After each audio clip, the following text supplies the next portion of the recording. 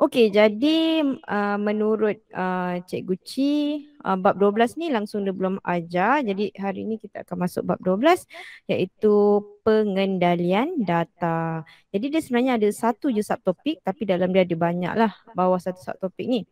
So 12.1 proses pengumpulan, pengorganisasian dan pewakilan data serta mentafsirkan pewakilan data. So untuk hari ini kita akan belajar tiga ni lah Okey, so yang pertama hari ini menjana soalan statistik dan mengumpul data yang relevan. Yang kedua kita nak tahu tentang mengklasifikasikan data kepada data kategori. Dia ada dua jenis data. Sekejap. Dia ada dua jenis data iaitu data kategori, satu lagi data numerik. Sekejap Kenapa? Cikgu tukar ni.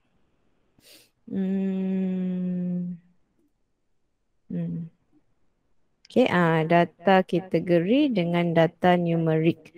Okey, kemudian yang ketiga kita akan lihat membina perwakilan data bagi data tak terkumpul dan menjustifikasikan kesesuaian suatu perwakilan data. Dia sebenarnya dalam dia ada banyak cara untuk kamu mempersembahkan data tu. Dia ada 5 carta tapi hari ni mungkin cikgu akan pergi 1 ataupun 2 carta je. Tengok masa yang ada. Kalau cukup masa cikgu akan pergi sehingga carta pi.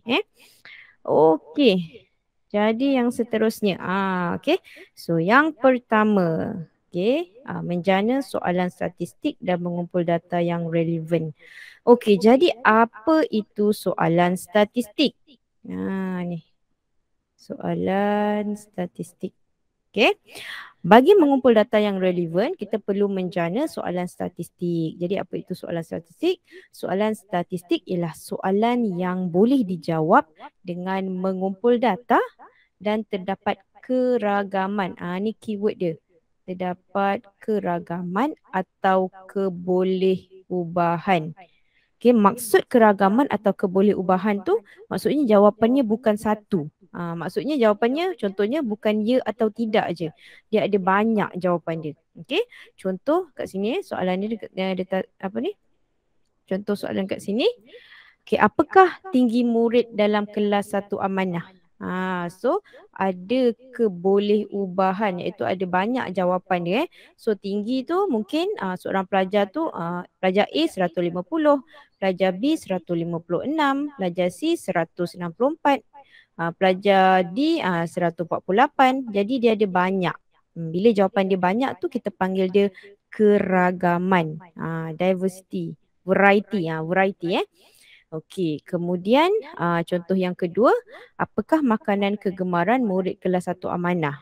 Ini pun ada keragaman dia. Okey, sebab setiap orang tu makanannya lain-lain. Ada yang suka nasi lemak, ada suka mi goreng, ada suka laksa, ada suka burger, ada suka sausage, ada suka macam-macam lah yang kamu suka makan kan. Jadi jawapannya tu bukan satu. Dia bukan ya atau tidak, dia ada banyak. Jadi itu kita panggil soalan statistik. Tes. Cikgu dengar suara cikgu macam ada echo. Okey, boleh ini soalan statistik. Okey.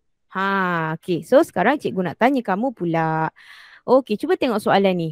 Adakah soalan di bawah ini ialah soalan statistik? Okey. So contoh yang pertama. Berapakah tinggi Rosmi? Ada keragaman tak dekat soalan ni? Kamu rasa soalan ni soalan statistik ke soalan bukan soalan statistik? Siapa nak cuba? Soalan yang pertama ni, adakah dia soalan statistik? Berapakah tinggi Rosmi? Siapa nak cuba? Okay, ya atau tak? Hello? Students, are you hearing me? Are you with me? Ya, cikgu. Okey, soalan berapakah tinggi Rosmi? Kamu rasa dia soalan statistik ke tidak? Kalau soalan statistik, dia mesti ada keragaman. Soalan tu mesti ada jawapan yang banyak. Okey, so soalan ni, berapakah tinggi Rosmi? Adakah dia soalan statistik atau tidak? Ya atau tidak? Tidak. Okey, betul jawapannya tidak. Sebab apa? Okey, sebab tinggi Rosmi ni ada satu je jawapan dia. Contohlah tinggi dia ialah 160 cm. Okey, ada satu je jawapan dia. Bila dia satu je jawapan dia, dia bukan soalan statistik. Soalan statistik mesti ada keragaman. Okey, dia mesti ada jawapan dia ada banyak. Okey, jadi nombor satu ni bukan soalan statistik. Okey, tengok pula nombor dua. Adakah murid kelas 1 amanah lebih suka makan nasi lemak daripada nasi goreng? Okey, cuba kamu fikir. Adakah ini soalan statistik ataupun tidak? Anyone want to try? Jawapannya ya atau tidak. Adakah Ya. murid kelas ya? Okey. Kawan kamu teka ya Okey, cikgu terangkan. Okey. Adakah murid kelas 1 amanah lebih suka makan nasi lemak daripada mi goreng? Jawapannya sama ada ya ataupun tidak. Dia ada dua je pilihan jawapan dia kan?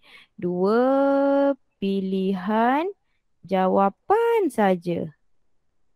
Okey, jadi ini juga bukan soalan statistik. Soalan statistik tu dia mesti ada banyak jawapan dia. Kalau ya atau tidak, ini bukan soalan statistik. Cubaan yang baik siapa yang jawab tadi bagus. Okey, ini juga bukan soalan statistik.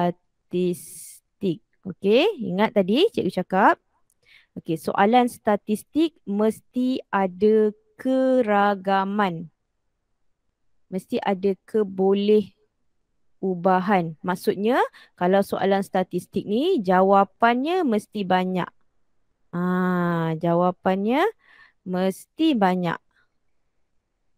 Okey. Banyak. Okey, kalau jawapannya ya atau tidak sahaja, ini bukan soalan statistik. Okey, boleh faham ya? Okey. Okey, seterusnya. Okey ni. Ni jawapan dia tadi lah So, dua-dua soalan ni bukan sebab dia tak ada kebolehubahan atau keragaman. Okey. So, tadi kamu dah kenal apa itu soalan statistik dengan soalan bukan statistik. Okey. Sekarang kita nak lihat pula bagaimana cara untuk mengumpul data. Okey. So, tadi patutnya yang pertama menjana soalan statistik. Okey. Lepas tu mengumpul data. Okey. Jadi bagaimana untuk mengumpul data? Okey. Jadi ada 4 cara untuk mengumpul data. Iaitu yang pertama melalui temu bual.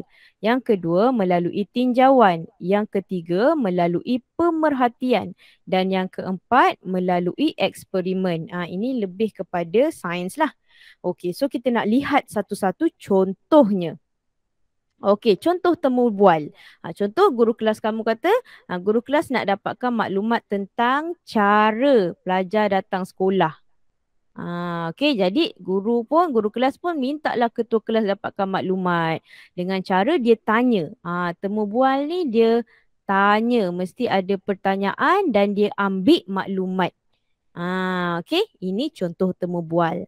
Okey, contoh pemerhatian pula. Okey, contohnya Ahmad ingin mendapatkan maklumat tentang kenderaan yang melalui persimpangan jalan berhampiran dengan rumahnya dalam tempoh 1 jam. Okey, dia nak dapat apa? Dia nak tahu apa jenis kenderaan yang lalu dekat persimpangan jalan rumah dia. Jadi dia pun duduklah dekat simpang jalan tu selama 1 jam. Okay, dan dicatatkan. Okay. Mungkin minit pertama kereta, kemudian ada basikal, kemudian ada bas. Jadi ini melalui pemerhatian. Mesti melihat. Melihat dan catat. Dia tak tanya dia tengok saja. Temu bual tadi mesti tanya. Okey, contoh cara mendapatkan maklumat yang ketiga melalui tinjauan.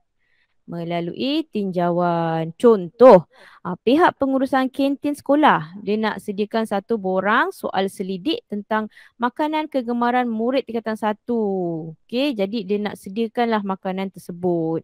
Okey, dia pun buat satu borang soal selidik. Okey, kamu pun jawablah kamu suka nasi lemak ke, laksa ke, mi goreng ke. Jadi ini tinjauan. Tinjauan biasanya dia akan buat borang. borang soal selidik. Okey.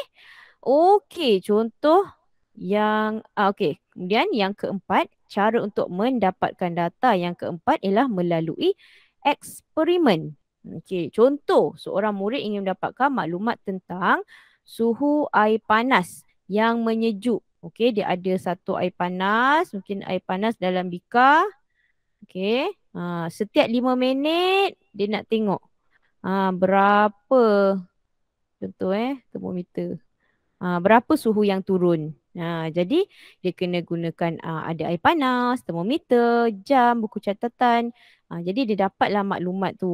Mungkin daripada 95, lepas 5 minit jadi 90 ke, 85 darjah ke. Ini melalui eksperimen. Jadi daripada keempat-empat cara tadi ni, okey, ni temu bual, tinjauan, pemerhatian, eksperimen, hasil daripada apa yang kamu dapat itu kita sebut dia sebagai data. Okey. Jadi tadi kalau dia temu bual ke, pemerhatian ke, soal selidik ke, eksperimen ke, jawapan daripada tadi aktiviti tadi kita panggil sebagai data. Okey, kan kita tadi mengumpul data kan? Data Okey, setakat ni tak ada apa nak tanya. Ini dia memang banyak sikit penerangan dia. Bab ni dia banyak penerangan. Tapi latihan dia, sekejap lagi kita tengok Okey, seterusnya tadi dah habis yang pertama. Okey, sekarang kita nak pergi yang kedua. Tadi Cik cakap ada 3 kan, kita nak belajar kan? Okey, mengklasifikasikan data kepada data kategori atau data numerik dan membina jadual kekerapan. Okey, apa agaknya data kategori dan data numerik? Okey, jadi data. Data ni tadi jawapan kepada hasil apa tu yang kamu maklumat-maklumat yang kamu dapat tadi kan. Okey, data ada 2. Okey, yang pertama namanya data kategori. Yang kedua namanya data numerik. Okey, yang pertama data kategori, yang kedua data numerik. Apa beza kedua-duanya ini? Okey, data kategori dia lebih kepada jawapan itu kepada ciri-ciri. Okey, boleh ke tak boleh, warna merah ke, warna biru ke, warna kuning ke. Dianya tidak boleh diukur. Tidak boleh diukur secara angka. Okey, dia bukan angka lah. Macam contohnya warna kuning ke, warna hijau ke, dia bukan angka. Tetapi boleh diuraikan dan disusun dalam kumpulan atau kategori. Okey, contohnya jantina. Okay, so data kategori lah sebab dia lelaki atau perempuan. Ni warna kereta, warna merah, warna biru, warna kuning. Macam kereta cikgu warna grey. Okay, perisa gula-gula. Manis, masam. Itu ataupun kumpulan darah. Kumpulan darah ada 3. Darah A, darah B, darah O, darah AB. Dia bukan number. Kalau bukan number, dia ialah data kategori. Okey, jenis data yang kedua, dia ukur kuantiti dan dia boleh diukur menggunakan angka. Senang kita nampak terus. 2 ke 3 ke 4 ke macam tu. Okey, misalnya bilangan. Kalau kata bilangan ni dia mesti angka lah. Angka kan. Bilangan buku yang dia baca seminggu. Tinggi pemain badminton, contoh 170. Dia angka. Okey, masa bersenam 30 minit ke 15 minit ke. Okey, itu semua pakai nombor. Okey, data kategori dia tak boleh diukur dengan angka Ini bukan angka. Okey, dia bukan number lah. Kalau data numerik tu mewakili nombor lah Ini yang boleh kita tulis dengan angka ataupun nombor. Okey. Okey. Okey, kemudian kita nak tahu data numerik tadi ni lah. Data numerik ni juga boleh kita bahagikan lagi kepada 2. Okey, iaitu sebagai data diskrit. Ni. Data diskrit. Yang kedua, data selanjar. Okey, apa itu data diskrit? Okey, data diskrit diperoleh dengan cara membilang. 1, 2, 3, 4, 5. Macam tu. Kita bilang je berapa. Tapi data selanjar mesti ukur. Ni kita kena ukur. Kita tak boleh. Contohnya tinggi Kishore. Kan? Contoh. Cikgu rasa 160. Tak boleh. Tinggi kita kena ukur. Okey. Contohnya pun berat. Okey, berapakah berat Soh Kok Kiong? Dalam 40. Contohlah kan. Tak boleh. Itu tak tepat. Kita kena ukur atau timbang. Itu ialah data selanjar. Okey. Okay, keyword dia kalau data diskrit kita kena bilang. Kita kena kira. Okey, tapi kalau data selanjar kita mesti ukur atau sukat. Kalau ukur dan sukat ni mesti menggunakan alat pengukur. Menggunakan alat pengukur. Okey, contohnya macam apa tu? Ni apa benda ni? Tinggi ni pengukur tinggi ni ke atau penimbang berat ke. Okey. Dia mesti ada alat. Mesti ada alat. Yang ini tak payah alat. Just kira je. 2, 3, 7 macam tu. Okey. Okey. Ni memang banyak penerangan sikit ni. Okey. Sekarang baru kita pergi kepada soalan. Okey, klasifikasikan data berikut kepada data kategori ataupun data numerik. Data kategori tak ada nombor. Data numerik ada nombor. Okey. Jadi sedia cikgu nak tanya ni. Okey, yang pertama, suhu badan setiap murid. Data numerik ke data kategori? Suhu badan. Suhu badan ada nombor tak? Kalau kita nak tahu suhu badan. Kalau kamu pergi sekolah tu kan, kena ambil suhu, kita guna termometer kan. Ada alat kan. Jadi ada nombor ke tak ada suhu badan tu? Okey, ada siapa nak cuba? Yang pertama, suhu badan. Ada. Yes, ada nombor. Bila ada nombor, maksudnya dia ialah data numerik. Okey. Sebab dia ada nombor So, jawapan. Okey, jawapan yang pertama ialah data numerik. Sebab apa? Sebab suhu badan ada nombor. Contoh 37.5 ataupun ni dah demam lah 36.5 darjah Celsius. Okey. Okey, kemudian B, bilangan pokok yang ditanam di setiap daerah. Bilangan, keyword dia bilangan. Okey, kalau bilangan ada nombor ke tak ada nombor? Ada. Ada, betul. Bila ada nombor, kita namakan dia data numerik. Okey. Okey, kemudian C, punca. Punca kemalangan jalan raya. Ada nombor tak punca kemalangan jalan raya? Tak ada. Tak Tak ada. ada. Betul. Jadi kalau tak ada, kita namakan dia data kategori. Okey. Data kategori. Sebab apa punca? Mungkin kenderaan rosak ke, kenderaan dia macam-macam lah. Itu bukan nombor. Okey. Okey. Okey. Cikgu ada more question. Tapi kamu dah faham kan? Cuba kita buat cepat-cepat je lah. Okey, yang pertama bilangan stem. Ada nombor ke tak ada? Bilangan stem, bilangan. Ada nombor ke tak ada? Ni pun kita nak klasifikasi.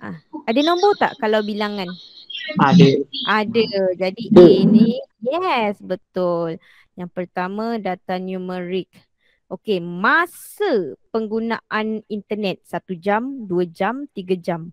Ada nombor tak? Ada. Ada. Jadi dia pun data numerik. Betul, pandai. Okey, kebolehan bermain bola sepak. Ada nombor tak? Tak ada. Tak ada. Pandai, okey. Kebolehan main sepak takraw dia ya ataupun tidak kan. Dia tak ada nombor. Jadi dia ialah data kategori. Macam tu Okey, D. Warna kereta. Merah, biru, kuning. Ada nombor tak? Tak ada. Tak ada. Jadi dia pun data kategori. Okey, E pula. Panjang cacing tanah. Ada. Ada nombor. Jadi dia ialah data numerik. Okey, yang keenam. Bilangan pelancong ke Muzium Negara setiap bulan. 100 orang, 500 orang. Ada. Yes, ada nombor. Jadi dia ialah data numerik. Senang kan? Untuk kita bezakan data ni data kategori ke data numerik. Okey, so sekarang kamu dah boleh bezakan jenis data. Okey, seterusnya nanti kita nak bina pula jadual kekerapan. Okey, so selepas mengklasifikasikan data, iaitu tadi kamu dah tahu data kategori atau data numerik, yang seterusnya ialah mengorganisasikan data tak terkumpul. Apa itu data tak terkumpul? Data tak terkumpul ialah data mentah yang belum diproses. Masih lagi kita belum proses dengan membina jadual kekerapan. Jadual kekerapan. Apa pula jadual kekerapan ni Okey, jadi persembahan data dalam bentuk jadual kekerapan memudahkan kita mentafsirkan data. Jadi kekerapan itu apa? Kekerapan ialah bilangan kali maklumat itu muncul. Okey, contohnya macam bilangan adik-beradik. Okey, Ali 1. Wan Jian Wei, adik-beradik dia 3 contoh. So Kok Kiong 3. Okey, berapa bilangan kali maklumat itu muncul? Itu yang pertama, kekerapan. Okey, kemudian yang kedua ialah gundalan, iaitu tanda gundal, iaitu salah satu cara membilang dengan membuat tanda. Jadi macam mana? Kalau 1 kita buat 1, 2, 2, 3, 4, yang kelima kita crosskan dia. Ini ialah gundalan. Okay. So bila ada jadual tu muncul, kita 1, 2, 3, 4, 5. So bila ada cross tu kita tahu dia ialah 5. Okay. Okay, kita terus lagi. Ini dia soalannya. Okey, contoh 2. Data berikut menunjukkan bilangan anak dalam setiap keluarga bagi 20 buah keluarga. Organisasikan data itu dengan membina jadual kekerapan. Okey, so jadual kekerapan, okey, mesti ada apalah. Contoh kat sini dia nak bilangan anak kan. Adalah kat sini bilangan anak. Okey, kemudian mesti ada gundalan. Dalam jadual kekerapan mesti ada gundalan dan juga kekerapan serta jumlah. Ini 3 komponen 4 lah. Tajuk apa yang dalam soalan itu mesti ada gundalan. Okey, kekerapan ini kita tulis dia dalam bentuk angka. Okey, dan mesti ada jumlah. Okey. So jadi bila kamu dapat soalan macam ni kan, dia suruh bina jadual kekerapan. Okey, mula daripada yang first tu lah. Okey, 2. Okey, 2 kat sini. Okey, seterusnya sifar. Okey, kamu buat terus supaya kamu tak miss satu pun huruf. Okey, tengok ni. 1, kebetulan sebelah-sebelah ada 2 Okey, 2. Okey, 2. 2 lagi. Okey, kemudian 1. Letak 1. Okey, kemudian 3. 3 baru sekali. Okey, sifar lagi. Sifar. 4. 4. 3 lagi. 3. Lepas kamu dah baca tu, make sure kamu buat satu tanda atau mark yang menunjukkan kamu dah baca. Okey, 2. Okey, 2. Okey, 4. Okey, 4. 1. Okey, letak dekat 1. Sifar, letak dekat sifar. 2. 2. Okey, 1 lagi. 1, nampak dah 4. Jadi 1 mesti cross. Macam tu Yang kelima dia mesti cross. Okey, kemudian sifar lagi. Okey, sifar 4. Kemudian 2. Okey, 2 pun dah yang kelima kena cross. Okey, 2 lagi. Letak lagi kat 2. Okey, 3. 3, 3. Okey. Kemudian kamu kena isi dalam kekerapan tu dengan cikgu kata angka. Okey, contoh ni yang pertama. 1, 2, 3, 4. Tulis 4. Okey, yang bilangan anak 1. Okey. Ada cross macam ni 5. Yes, betul. Tanjik Syeng betul. Okey, yes. Yang kedua ni 6. Seterusnya bilangan adik bilangan anak 3. 3. Betul Tanjik Syeng. Okey, yang keempat ni 2. Yes. Correct. Okay, so lepas kamu dah dia dah tulis jawapan semua. After that you have to apa ni? Kena kira semua sekali. Okay, 6, 5, 6, 4, 10, 15 tambah 10 tambah 5, 20. Okay, jadi kenapa kamu kena buat jumlah? Supaya kamu dapat semak. Betul tak ni? Betul tak kamu dah tulis semua data tersebut? Kalau kamu dah buat, tiba-tibalah contoh dekat sini jumlah kamu 18. Jadi kamu kena check balik. Ada tak mana-mana yang kamu tak kira? Okay. So ingat jadual kekerapan mesti ada tajuk tu, gundalan, kekerapan dan jumlah. Okay. Okay. Seterusnya. Tu senanglah Okay, so sekarang ni seterusnya kita nak membina perwakilan data bagi data tak terkumpul dan menjustifikasikan. Okey, apa itu menjustifikasikan? Iaitu memberi sebab. Okey, menjustifikasi ialah memberi sebab kesesuaian suatu perwakilan data. Okey, terus lagi. Okey, jadi cikgu cakap tadi perwakilan data. Data-data yang kamu dah dapat tadi kamu boleh wakilkan dalam pelbagai bentuk grafik supaya mudah dibaca dan difahami. Okey. Jadi kesesuaian satu perwakilan bergantung kepada jenis data dan tujuan maklumat itu diperlukan. Jadi ada 5 cara, kalau kamu tingkatan 1 ni ada 5 lah.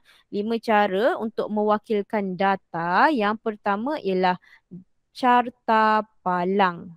Yang kedua, carta pai. Yang ketiga, graf garis.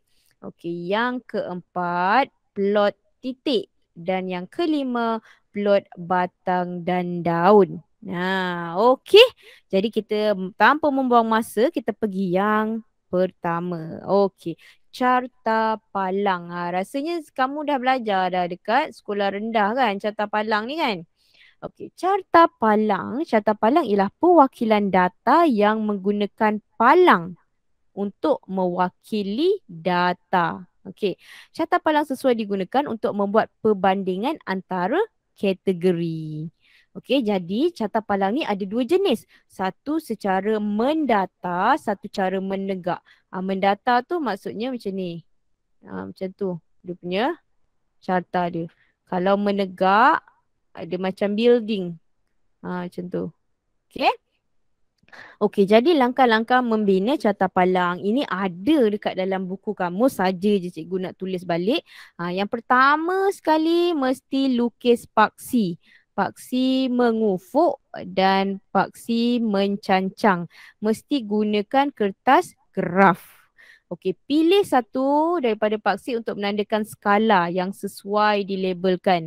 Contohnya dekat sini kita nak buat number. Kan 0, 2, 4, 6, 8, 10 macam tu dan labelkan paksi. Labelkan paksi yang lain dengan maklumat data. Contoh kat sini. Adalah dia punya maklumat ni. Okey, lukis palang supaya tingginya sepadan dengan kekerapan data. Okey. Biasanya carta palang ni dia depan dia tu kita akan kosongkan kalau kamu ada kertas graf tu kan ada kecil-kecil itu kan 5. Kertas graf kamu biasa macam ni kan. Jadi tiap-tiap satu ni kita lukis satu. Tak cantik pula cikgu lukis kejap Sekejap. Oh bukan macam tu Sekejap tak boleh lukis ni. Okey. Okey, dia mesti contoh macam tu. Dia lagi satu bentuknya mesti seragam. Contoh. Macam tu tau. Boleh lukis lagi Sekejap cikgu pun belum explore ni. Contoh macam tu. Kejap Sekejap.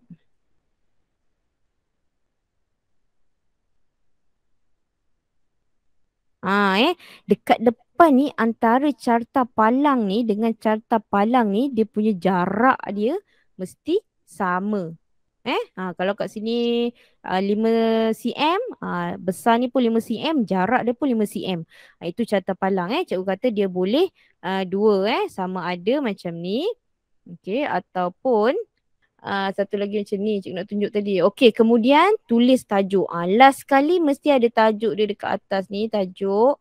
Dia dekat sini pak siapa kena tulis, ni pun pak siapa kena tulis. Mesti ada tajuk. Okey. So okey, sekaranglah kita buat soalannya.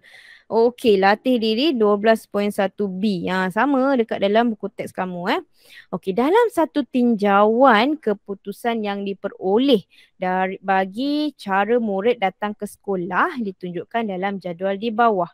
Bina satu carta palang untuk mewakili data itu dan justifikasikan kesesuaian. Okey, so yang pertama dia minta kita bina carta palang. Okey, yang kedua soalannya dia nak minta kita justifikasikan kesesuaian pewakilan data tersebut. Okey, kalau kita lihat di sini telah pun dibina jadual kekerapannya. Jadi kamu tak perlu kira lagi sebab dah ada jadual kekerapan.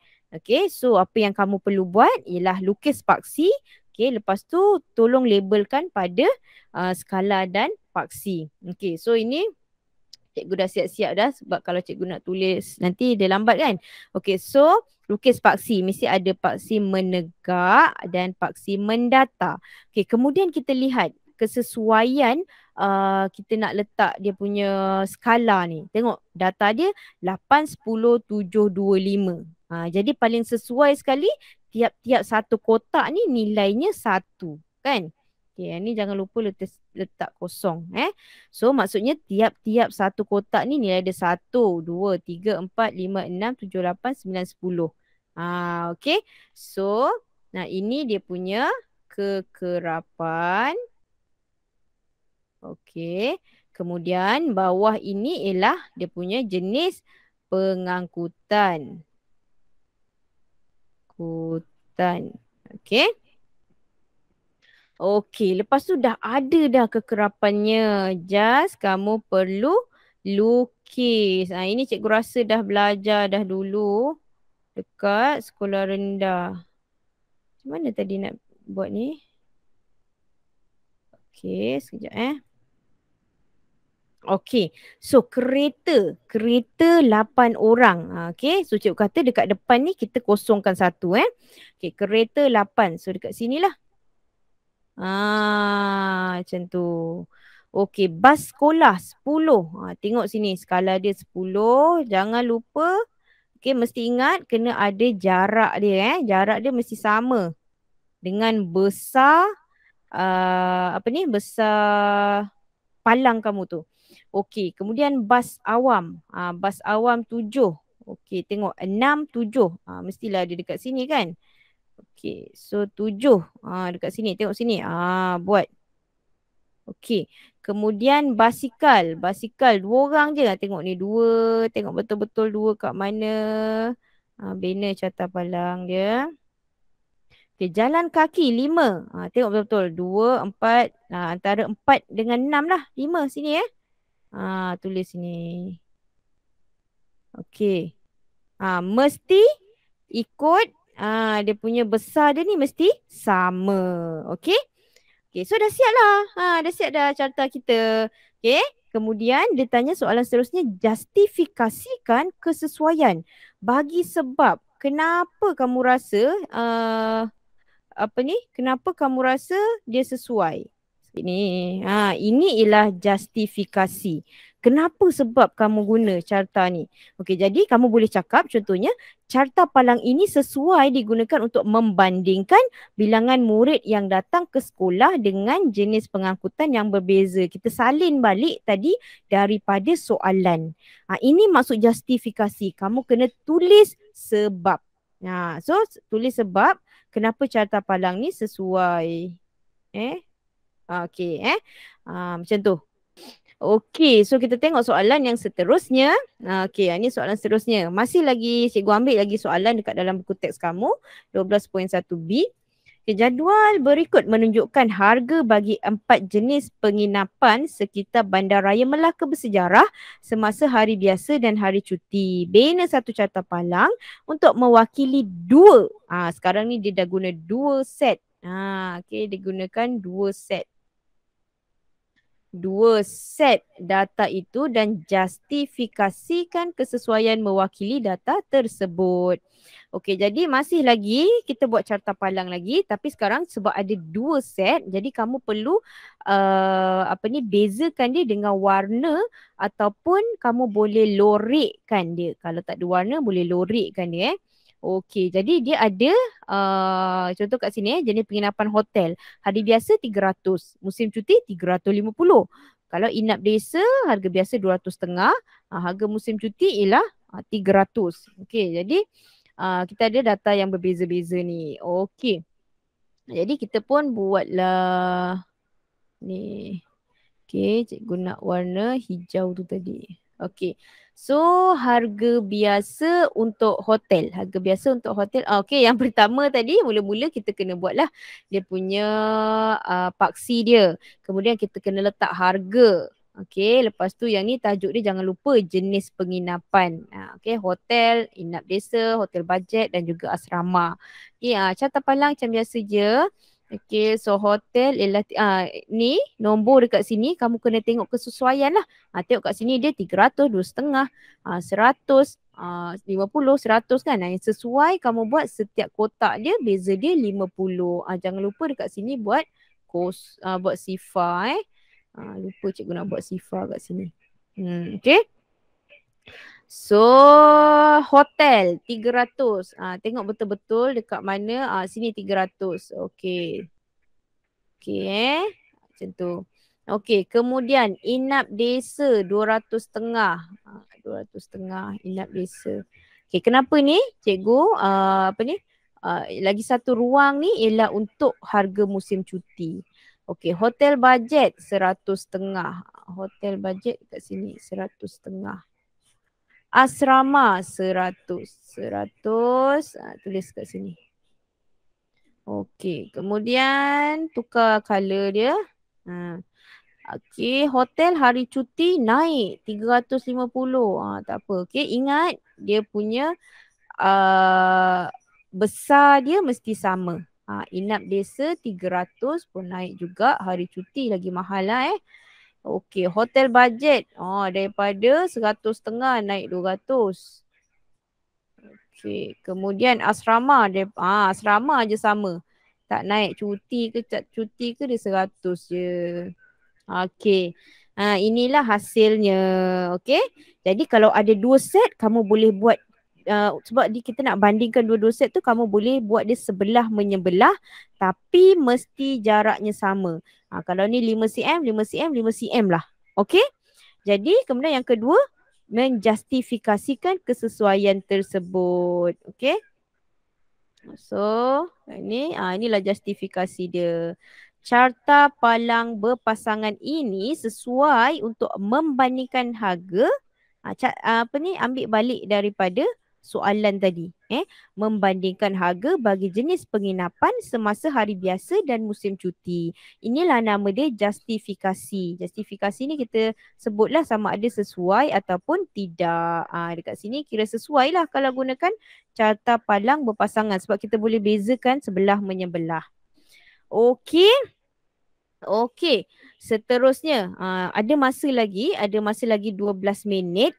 Okey, kita pergi carta pi. Cikgu perkenalkan dulu carta pi sebab ada masa lagi.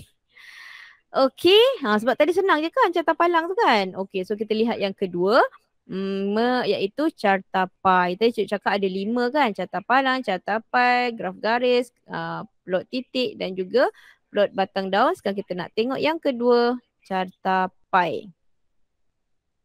Okey, so carta pi ialah, okey, kecilkan sikit warna merah. Carta pi ialah perwakilan data dengan menggunakan sektor bagi sebuah bulatan untuk memaparkan bahagian bagi setiap kategori dalam keseluruhan data itu. Saiz sudut sektor dikira berdasarkan kekerapan data. Jadi dalam buku teks kamu tu, muka surat carta pi, muka surat 271. Dia ada tuliskan langkah-langkah bagi membina carta pi. Itu yang pertama sekali kita kena cari sudut sektor bagi setiap kategori. Sebab kita tahu bulatan sudut dia ialah 360. So kita kena setiap kekerapan data tu kita kena cari pula sudutnya. Okey, kemudian yang kedua, lukis sebuah bulatan dan bahagikan bulatan kepada sektor berdasarkan sudut tadi yang kita dah kira. Sudut yang kita dah kira tadi. Kemudian kita mesti labelkan. Lepas tu jangan lupa tulis tajuk. Hello. Hello? Dengar ke? Hello. Hello? Hello? Tak dengar ke suara cikgu? Hello? Student, Hello. suara cikgu tak dengar ke? Hello? Ya, cikgu. Cikgu ingatkan suara cikgu tak ada. Kamu ni. Okey, so kita nak tengok contoh. Okey. Tadi cikgu nak cakap apa tadi cikgu kata jangan lupa tulis tulis tajuk dia. Cikgu pun dah terlupa ni Okey, tajuk dia ni tadi. Kalau ni tadi pengangkutan. Pengangkutan pelajar ke sekolah. Okey, mesti tulis tajuk tau. Cikgu pun terlupa Okey, yang ni harga penginapan semasa hari biasa dan musim cuti. Okey, jangan lupa tulis tajuk. Cikgu pun dah terlupa. Okey, kita nak lihat. Ini dia. Okey, jadi jadual di bawah menunjukkan lagu kegemaran bagi sekumpulan kanak-kanak. Okey, lagu kegemaran dia contohnya Rasa Sayat, Ikan Kekek, Bangau Oh Bangau, Gelang Si Paku Gelang, Lompat Si Katak Lompat dan Dayung Sampan. Okey, sekarang dia dah binakan kita jadual kekerapan. Okey, Rasa Sayang 30. Ikan Kekek 40. Bangau Oh Bangau 20 orang. Gelang Si Paku Gelang 15 orang. Lompat Si Katak Lompat 10 orang. Dayung Sampan 5 orang. Okey, sekarang tadi yang pertama cikgu cakap cari sudut sektor. Macam mana nak cari sudut sektor? Ada dia punya dia punya formula dia Sekejap. Okey ke Kishore? Okey, cikgu. Okey tak nak besar pula Okey, sudut sektor cara nak cari dia ialah cikgu tulislah sudut sektor. Cara nak cari dia ialah kekerapan data. Okey, dekat atas tadi ni lah yang 30, 40, 20 ni per dengan jumlah. Jumlah data kekerapan tadi darab dengan 360. Okey, so jadi yang pertama sekali kita kena kira dulu berapa semua ni. Okey, jumlah data tu. Okey. So maksudnya 30 tambah 40 tambah 20 tambah 15 tambah 10 tambah 5. Okey, siapa ada kalkulator? Siapa ada kalkulator boleh kira? Okey, jap cikgu pun belum kira lagi. 30, 40, 70 tambah 20, 15 tambah lagi 15, 120. Okay, so dekat sini kita dapat kekerapan jumlah data kekerapan tu ialah 120.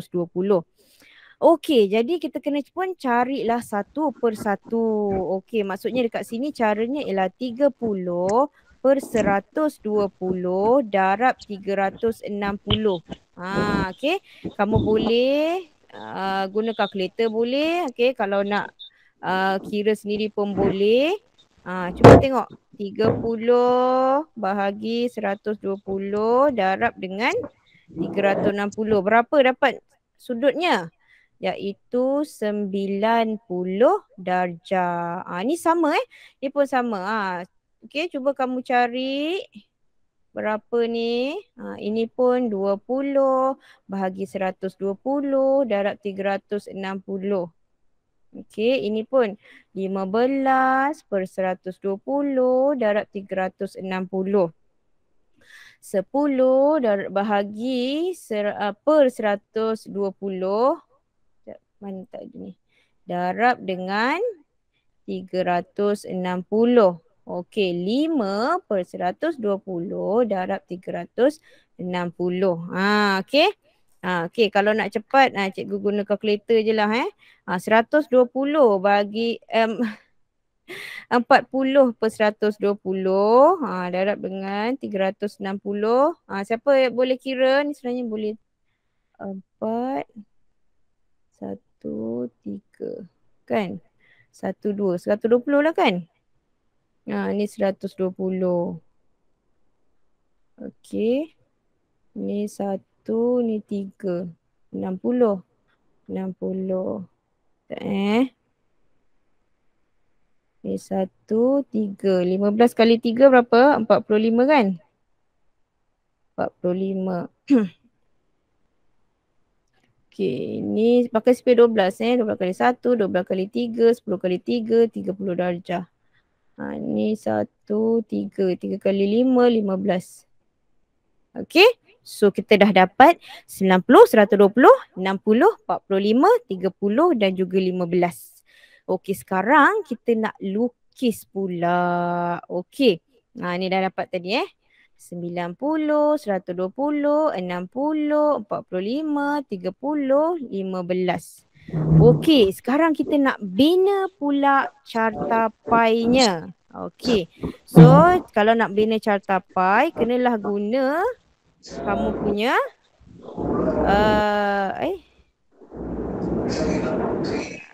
mana? Okey, kita guna ni. Kita guna apa tu? Sekejap Sekejap.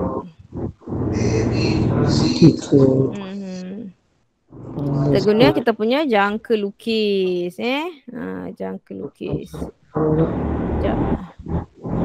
Jangka lukis Okey, lepas tu bolehlah keluarkan sekali protektor Okey. So nak bina okey, sekejap. Okey, contohlah cikgu letak titik dia dekat sini buat satu titik. Okey, kita nak bina okey, lukis bulat. Okey, bulat lah Okey, lepas tu yang pertama kita nak bina 90 darjah. Okey, jadi ambillah kamu punya protektor ni tadi. Tadi kita dah tanda bulat dekat sini. Okey, ambil macam ni. Letak. Sekejap, cikgu kecilkan sikit. Okey, ini cikgu guna digital jadi dia senang je cikgu nak lukis ni. Okey. Okey, ni tadi dah buat 90 kan kat situ, kita dah buat titik kat situ kan. Okey, lepas tu kita pun garis. Okey, ini kiranya kosong. Okey, sekarang kita nak buat 90. Okey, tengok 90. Tadi kita dah tanda dah dekat atas ni 90 kan. Okey, terus buat kat atas ni 90. Okey. 90. Jadi yang pertama ni tadi. Okey. Okey. Yang pertama ni tadi kita dah dapat 90. Okey, sekejap cikgu tulis sikit. Dia dah nak habis waktu sekejap Kita habiskan soalan ni. 90 tadi ialah rasa sayang. Lagu rasa sayang kan. Okey, seterusnya 120. Okey, ambil lagi protektor ni, pusingkan dia. Pusingkan dia, besarkan sikit. Okey, letak betul-betul kat sini. Okey, 120. Okey, kamu lihat dekat sini. Mana daripada sifar ni 120 dekat mana? 120 dekat sini kan. Kita perlu lukislah garis kat sini. Lukis kat sini. Okey. 120. Okey. Dah 120. Okey. Nanti baru kita baru kita labelkan Okey, seterusnya 60. Pusingkan lagi kamu punya protektor ni tadi. Pusingkan. Okey, sampai dia dekat sifar tu. Sifar. Okey, kemudian 60 pula. Tengok.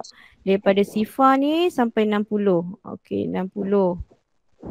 Okey, kemudian 45. Pusingkan lagi kamu punya protektor ni. Okey, tengok 45 kat mana? Sifar 45 sini. Okey, lukis 45 kat sini. Okey, okey. Kemudian kita nak 30. Pusingkan lagi protektor kamu. Pusing. 40 pula. 30 dia nak 30 sifar 30 kat sini. Tulis sini. 40. Sekejap. 30. Okey, lepas tu last kali 15. So kamu boleh tengok. Kita boleh check betul tak ni 15. Ni 15. Nampak tak ni 15 Okey, so dah dapat dah. Dah dapat dah kita punya carta pi tadi ni. Kemudian seterusnya kita nak buat apa? Kita nak labelkan. Okey, jadi yang ini 120 dia apa? Lagu ikan KK. Okey, jangan lupa kena label. Okey, yang 60 darjah ialah lagu bangau. Bangau, oh bangau. Okey, seterusnya. Yang seterusnya ni 45. 45 darjah ialah lagu gelang si paku gelang. Okey, seterusnya yang ni 30. Lagu apa tu? Lagu lompat si katak lompat. Tulisan cikgu pun dah tak cantik dah. Okey, kemudian last kali 15 ialah dayung sampan. Okey, so itu cara nak lukis carta pi. First thing kamu kena cari dulu dia punya nilai sudut tu dalam 360 tu. Kemudian baru lukis. Okey. So apa tajuk dia ni tadi? Tajuk dia ialah lagu kegemaran kanak-kanak. Okey, jangan lupa tulis kat belakang, kat depan ni. Lagu kegemaran. Sekejap buat ni dulu. Okey, lagu kegemaran kanak-kanak. Okey. So, kita dah belajar 2 jenis carta. Okey, ada apa-apa nak tanya ke? Tak. Tak ada, semua faham Tak kan? ada, Senang cikgu. kan? Senang kan? Tak apa, nanti Ya, cikgu. cikgu. Okey, nanti cikgu bagi kamu homework dekat Telegram. Okey, so sorry tadi ada masalah teknikal sikit. Okey, kalau tak ada apa-apa kita jumpa lagi hari Selasa nanti. Kita sambung ya. Okey student, bye-bye. Bye cikgu, jumpa lagi. Jumpa lagi. Bye-bye. Bye, cikgu. Terima kasih. Bye. Bye. Terima kasih cikgu. Bye. Sama-sama. Terima kasih Bye. cikgu. Bye. Okay, bye-bye. Yes.